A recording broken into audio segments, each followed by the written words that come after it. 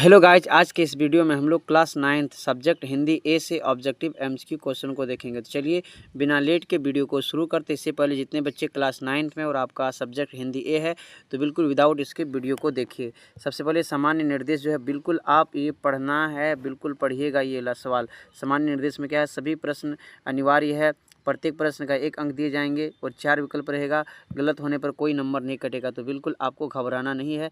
जितने सवाल आता है आपको जवाब भर देना है या फिर लिखने का है तो लिख देना है। और बिल्कुल जो सवाल का जवाब नहीं आता है फिर भी कुछ ना कुछ आइडिया लगा के तुक्का मार के बिल्कुल जवाब दे देना है। तो चलिए वीडियो को शुरू करते हैं। सबसे पहले गद्यांश पढ़िए, पैसेज पढ़िए जो आपके सामने है। इसके बाद इसका सवाल का जवाब देंगे। हमारे देश में कई प्रकार के त्यौहार मनाए जाते हैं।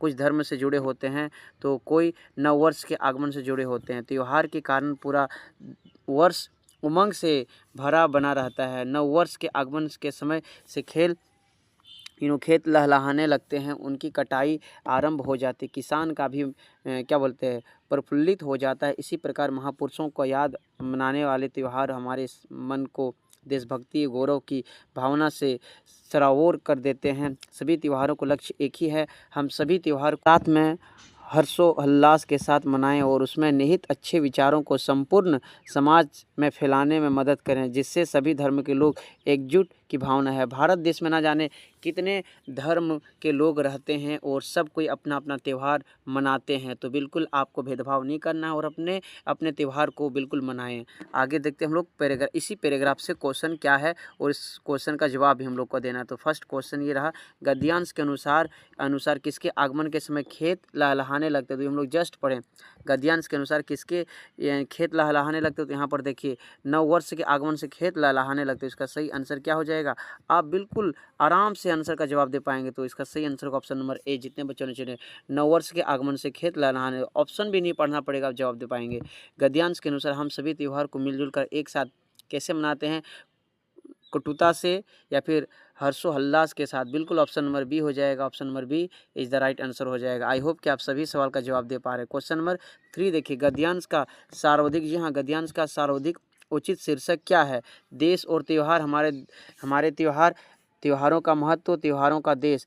आप इसमें जो शीर्षक दिया था आपको बिल्कुल पढ़े हैं और आप पढ़े हैं, आपका जवाब भी देना बनता है। क्वेश्चन नंबर 3 का देखते कितने बच्चे बिल्कुल सही कमेंट्स किए। Option number D is the right answer हो। त्योहार का महत्व आप यहाँ पर शीर्षक में पढ़ सकते हैं। आपके सामने जो है ना, यहाँ पर जब आप शुरू से पढ़ेंगे तो यहीं पर आपको देखने को मिल जाएगा। तो बिल्कुल आपको घबराना नहीं है, पैसेज को ध्यानपूर्वक पढ़ना। जब पैसेज को आप अच्छे से पढ़ेंगे तभी हर सवाल का जवाब दे पाएंगे। तो आई होप कि आप पैसेज को पढ़ें सही से और जवाब भी दे पा रहे हैं। आगे बढ़ते हैं, क्वेश्चन नंबर 4 पे आ जाए। बिना लेट के क्वेश्चन नंबर 4 पे आ जाए।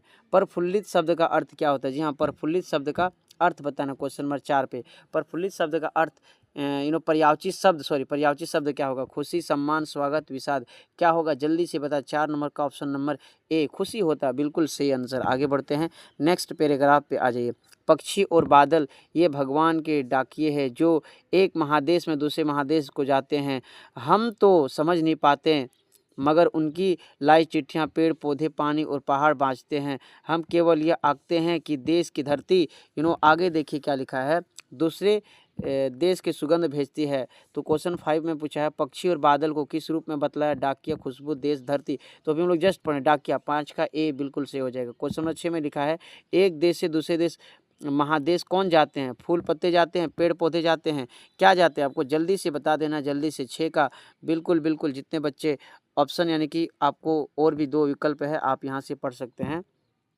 पहाड़ पानी जाते हैं, पक्षी बादल जाते हैं। तो 4 विकल्प है, आपको जल्दी से जवाब देना। क्वेश्चन नंबर 6 का ऑप्शन नंबर डी होगा, पक्षी और बादल जाते हैं।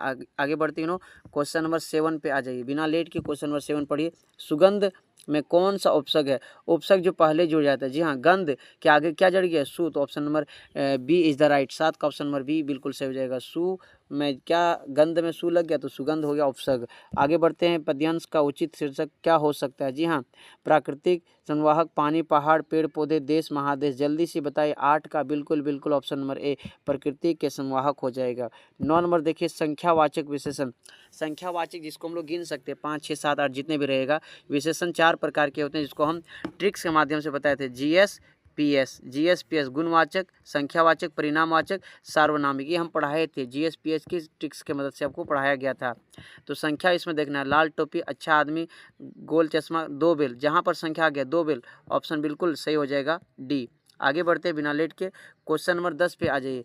विज्ञान, जी हाँ, क्वेश्चन नंबर 10 पे पूछा है, विज्ञान शब्द में इक प्रत्यय लगाने से क्या शब्द बनेगा?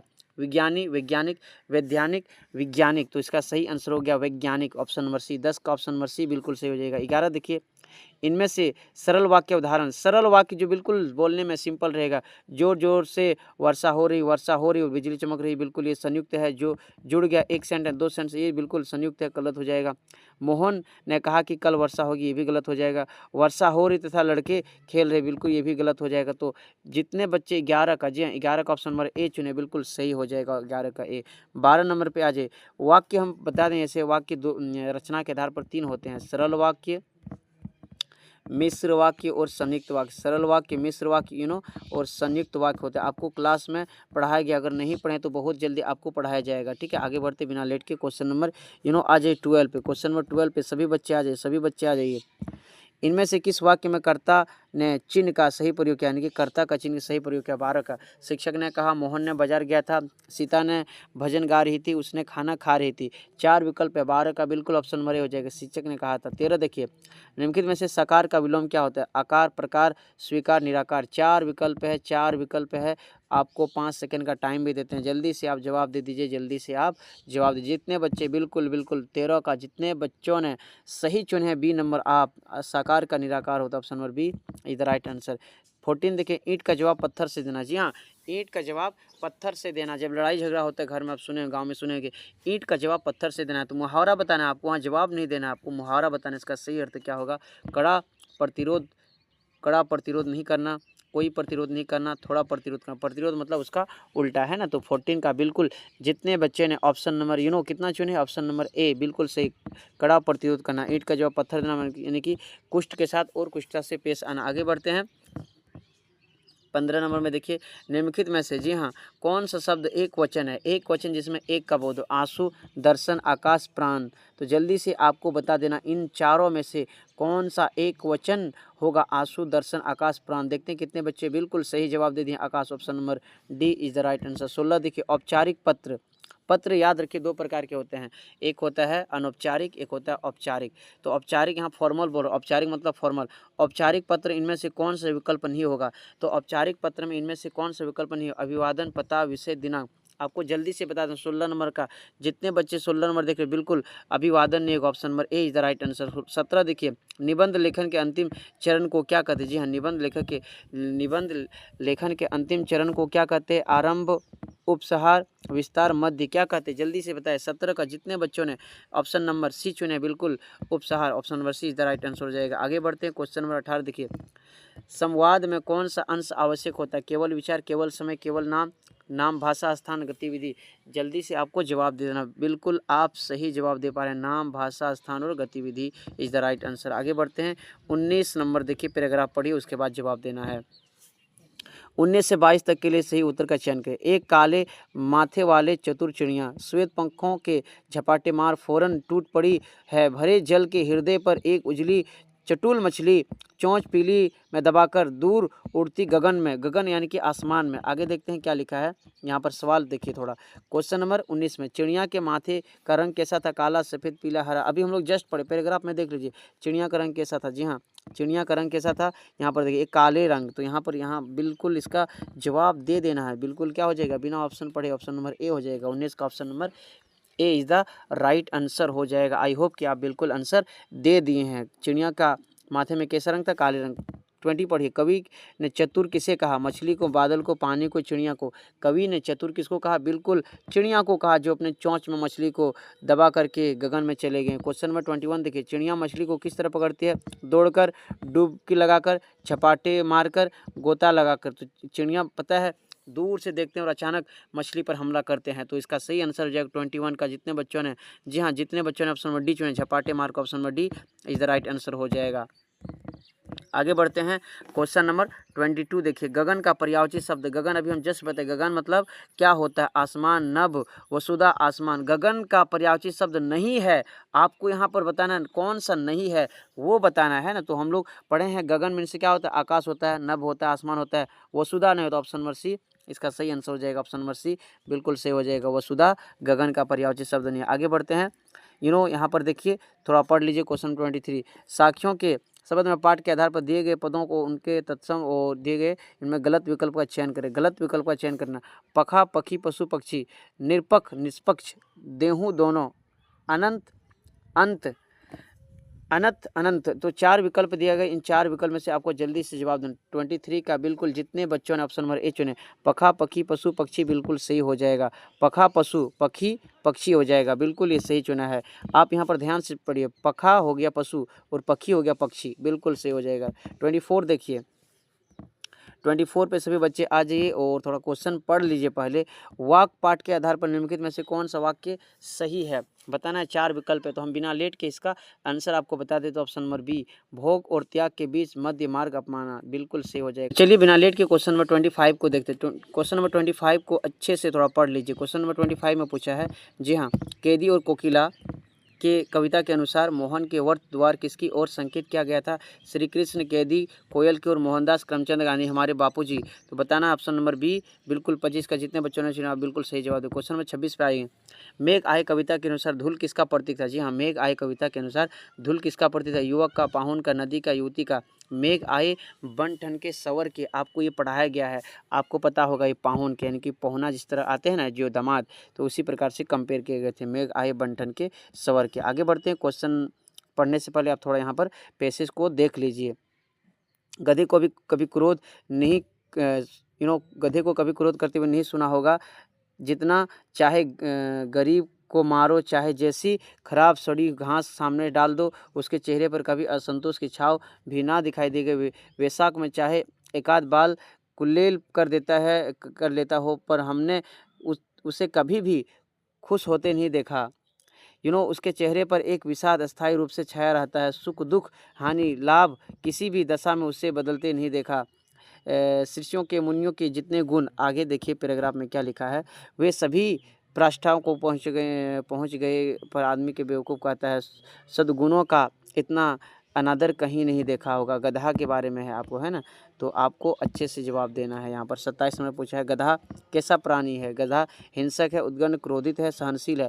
27 का जितने बच्चों ने ऑप्शन नंबर बी चुने, सहनशील है, बिल्कुल ऑप्शन नंबर सी। आप सुने होंगे आदमी गांव में कुछ भी होता है तो अगर आपको अच्छा नहीं लगा तो गधा ही बोलता है जल्दी से। क्वेश्चन नंबर 28 देखिए, गधे में ऋषि मुनिया का कौन सा गुण पाया जाता है। आपको बिना विकल्प पढ़े, क्योंकि हम लोग पैराग्राफ पढ़ चुके हैं तो विकल्प कितना पढ़ेंगे। 28 का बिल्कुल जितने बच्चों ने, जी हाँ, ऑप्शन नंबर ए चुने, सुख दुख के समान भाव से रहने का, हमेशा समान रहे। गधे को आदमी को क्या समझता है, होशियार, लालच, बेवकूफ़, कमचोर। गधे गधे को आदमी क्या समझता है, गधा जो है जानवर, और आदमी उसको क्या समझते हैं, जितने 29 नंबर का बिल्कुल सही हो जाएगा, बेवकूफ़ समझते हैं। लेकिन ऐसा बात नहीं है, ना जाने कितने ढोते, तो हम लोग को ऐसा नहीं बोलना चाहिए। क्वेश्चन नंबर 30 देखिए, गद्यांश के अनुसार विषाद का अर्थ क्या होता है। सुख, दुख, खुशी, गुण।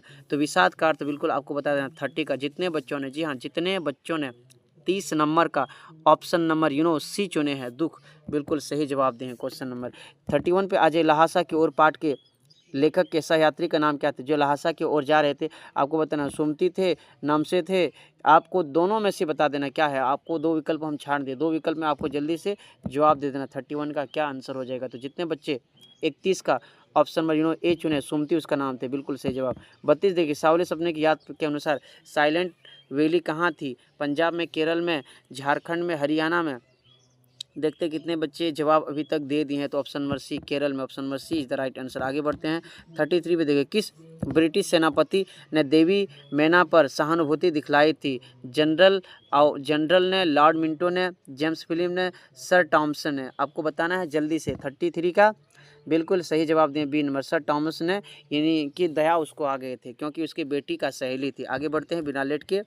नेक्स्ट क्वेश्चन 34, मेरे बचपन के दिन पाठ के अनुसार महादेवी वर्मा की उनकी माता जी ने सबसे पहले किस ग्रंथ को पढ़ाना सिखलाया। रामायण, पंचतंत्र, गीता, महाभारत। आपको 4 विकल्प दिए हैं, जल्दी से आप बता दीजिए। मेरा बचपन का दिन पता है, महादेवी वर्मा ने लिखा है।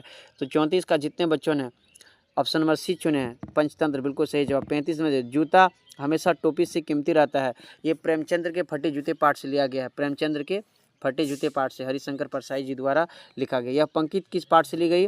दो बेलों की कथा, सावले सपने की याद, प्रेमचंद्र के फटे जूते, मेरे बचपन की। अभी जस्ट हम बताए प्रेमचंद्र के फटे जूते से लिया गया। आगे बढ़ते बिना लेट के क्वेश्चन नंबर 36 देखिए। जी हाँ, मेरे संग की औरतें पाठ में लेखिका की नानी ने अपने पति के मित्र के प्यार में लाल से अपनी पुत्री के लिए कैसा वर ढूंढने को आग्रह किया था? वकील, आज़ादी का सिपाही, शिक्षक, डॉक्टर। क्या जल्दी से आपको जवाब दे देना, बिल्कुल पढ़ते हैं। ऑप्शन नंबर सी आज़ादी का सिपाही। क्वेश्चन नंबर 37 देखिए।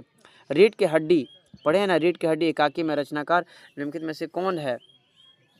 इसका बिना ऑप्शन पढ़े आपको जवाब दें। रीढ़ का हड्डी बताए थे ना, उमा नाम की जो लड़की थी, बीए पढ़ी थी, ये स्टोरी आपको याद होगा, है ना, ये स्टोरी बिल्कुल याद होगा। गोपाल जो प्रसाद थे बिल्कुल शादी विवाह को बिजनेस मानते। तो जितने बच्चों ने ऑप्शन नंबर 37 का ऑप्शन नंबर सी चुने हैं, जगदीश चंद्र माथुर, बिल्कुल सही आंसर हो जाएगा। रचनाकार यानी कि लेखक।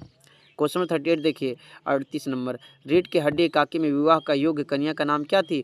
उमा थी। ऑप्शन नंबर ए उमा थी, जो कितनी पढ़ी थी? जल्दी से बता, जो बीए पढ़ी थी, बीए पढ़ी थी उमा ने। आगे बढ़ते हैं, क्वेश्चन नंबर 39 पे आ जाइए।